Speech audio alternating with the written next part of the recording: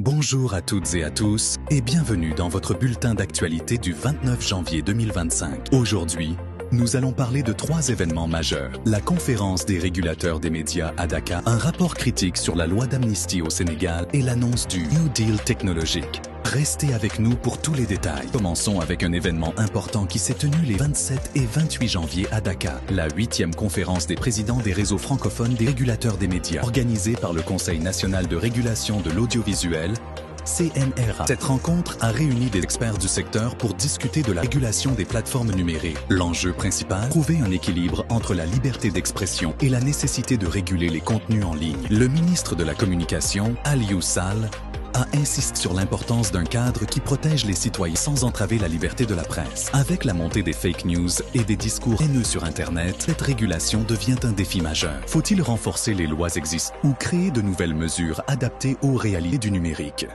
C'est une question qui reste ouverte. Le deuxième sujet du jour concerne un rapport très attendu qui sera publié le 15 janvier par Africa Johnson et le Rule of Law Impact Lab de l'Université de Stanford, intitulé « La loi d'amnistie au Sénégal, un déni de justice ». Ce document analyse les implications juridiques de cette loi controversée. Selon ses auteurs, cette loi pourrait violer les engagements internationaux du Sénégal en matière de justice et de droits humains. En clair, elle empêcherait certaines victimes d'obtenir réparation et risquerait de renforcer un sentiment d'impunité. Cette publication pourrait relancer le débat sur la nécessité d'une justice transparente et équitable au Sénégal. La question est donc la suivante. Cette loi protège-t-elle la paix sociale ou est-elle un obstacle à la vérité et à la justice?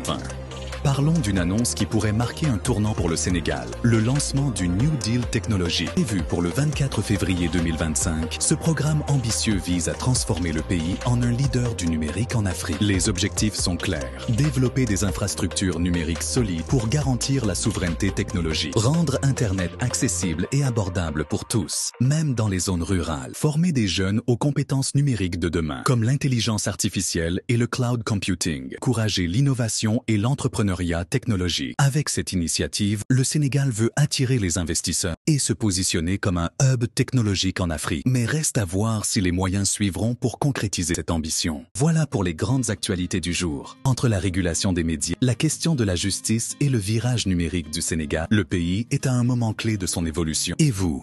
Que pensez-vous de ces sujets? La régulation des médias est-elle nécessaire? La loi d'amnistie est-elle un problème? Et le Sénégal peut-il devenir un leader du numérique? Dites-le nous en commentaire. N'oubliez pas de liker, partager et vous abonner pour ne rien manquer de l'actualité. À très bientôt.